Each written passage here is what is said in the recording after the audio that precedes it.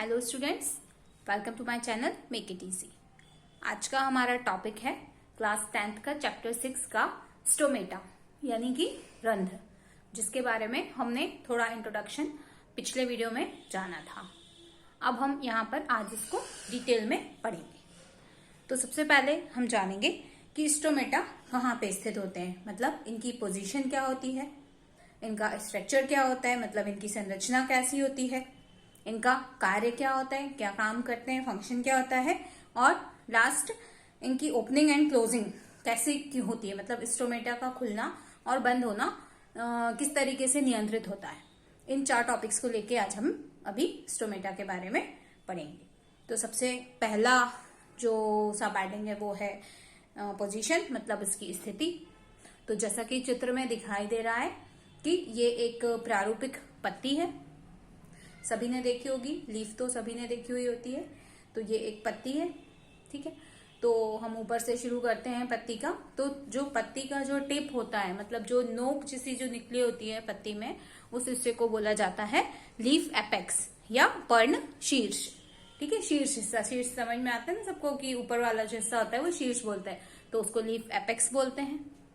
इसके बाद जो मेन पार्ट होता है, मतलब जो मेन बॉडी होती है, मतलब पत्ती की एक तरीके से जो सबसे ब्रॉड वाला या सबसे चौड़ा वाला जो हिस्सा होता है उसको लीफ ब्लेड या पर्ण पटल बोला जाता है। आपको दिख रहा होगा चित्र में, ठीक है।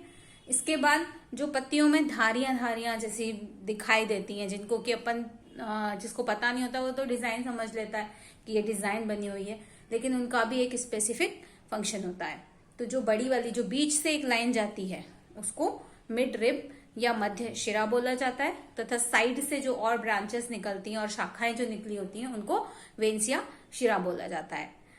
इनके फंक्शन के बारे में आगे हमें जो इसी का जो अगला एक और पार्ट है ट्रांसलोकेशन ऑफ फूड वगैरह है, तो उसमें इसके फंक्शंस के बारे में पढ़ने को मिलेगा।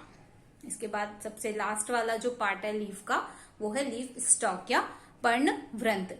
यहाँ से जो लीफ है, मतलब अपन नॉर्मली इसको डंठल बोल देते हैं, तो यहाँ से पत्ती जो है वो तने से, स्टेम से जुड़ी हुई होती है, मतलब ये होल्ड करके रखता है उसको, पत्ती को होल्ड करके रखे होता है ना।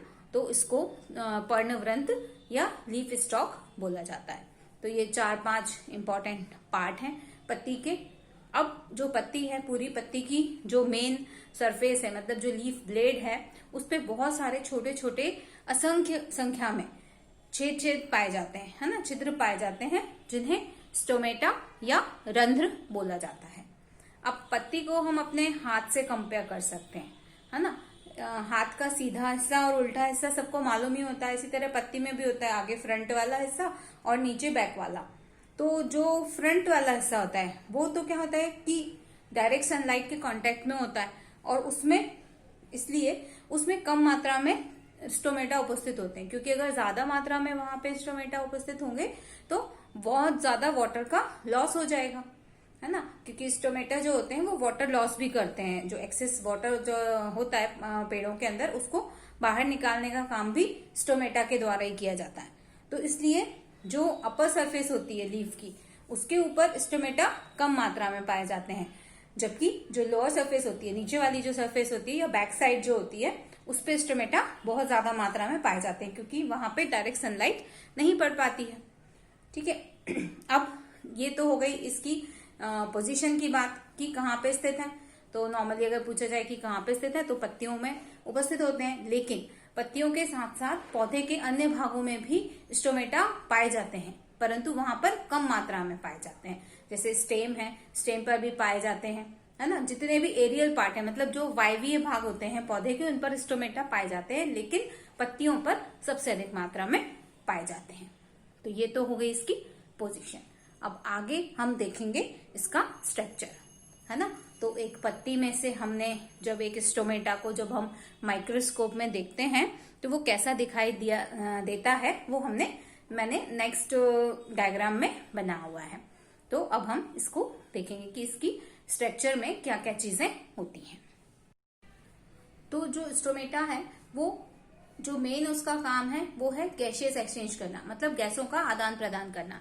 जब प्रकाश संश्लेषण की प्रक्रिया चल रही होती है, जो कि पिछले वीडियो में पढ़ी थी हमने, तो जब प्रकाश संश्लेषण की प्रक्रिया चल रही होती है उस समय पे पौधों को CO2 की जरूरत होती है। तो वो CO2 पौधे जो है वो इन्हीं स्टोमेटा के थ्रू, क्योंकि छेद है ना ये, तो इन स्टोमेटा के थ्रू CO2 अंदर आती है ना। और जब अंदर आ जाती है CO2, फिर वो पानी के साथ में मिलके, और वो प्रकाश संश्लेषण वाली प्रोसेस होती है, पौधे अपना खाना बनाते हैं। अब जब खाना बनने के बाद जो ऑक्सीजन है अब वो रिलीज होगी तो वो बाहर निकलेगी। तो वो भी कहाँ से बाहर निकलती है, इन्हीं स्टोमेटा या रंध्र के थ्रू वो बाहर निकल जाती है, वातावरण में चली जाती है।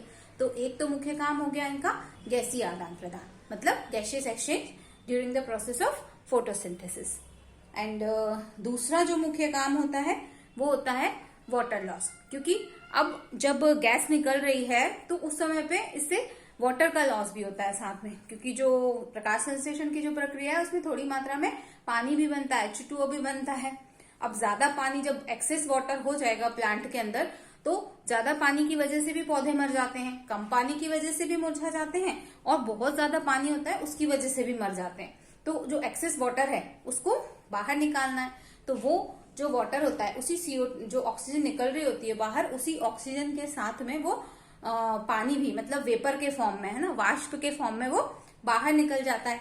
उस प्रक्रिया को वाष्पोत्सर्जन कहा जाता है, ट्रांसपिरेशन कहा जाता है। 9th में पढ़ा होगा उसके बारे में थोड़ा। तो वो प्रोसेस के थ्रू वो बाहर निकल जाता है पानी। एक बहुत ही फेमस साइंटिस्ट थे जिन्होंने कहा था कि वाष्पोत्सर्जन एक आवश्यक बुराई है, मतलब transpiration is a necessary evil in plants, मतलब जरूरी भी है उसका होना और बुराई भी है, क्योंकि कई बार क्या होता है कि पानी की कमी हो जाती है, और लेकिन वाष्पोत्सर्जन की प्रोसेस होती ही रहनी है। तो फिर क्या होता है, जब पानी नहीं मिल पाता तो फिर पानी की कमी हो जाती है, लेकिन नॉर्मल कंडीशंस में उसका होना भी बहुत ज्यादा जरूरी है, वरना ज्यादा एक्सेस पानी की वजह से भी प्लांट्स जो है वो मर जाएंगे या मुरझा जाएंगे। तो स्टूडेंट्स, इस वीडियो में हमने स्टोमेटा की पोजीशन यानी स्थिति, स्ट्रक्चर यानी उसकी संरचना, और उसके कार्य यानी फंक्शंस देखे। अब ओपनिंग एंड क्लोजिंग स्टोमेटा के लिए अलग से एक डायग्राम बनाना पड़ेगा, इसलिए मैं उसको अगले वीडियो में लूंगी। अभी के लिए इतना ही काफी है। ओके, अगर वीडियो पसंद आया तो वीडियो को लाइक शेयर करें और चैनल को सब्सक्राइब करना बिल्कुल भी ना भूलें। Okay, bye bye, take care.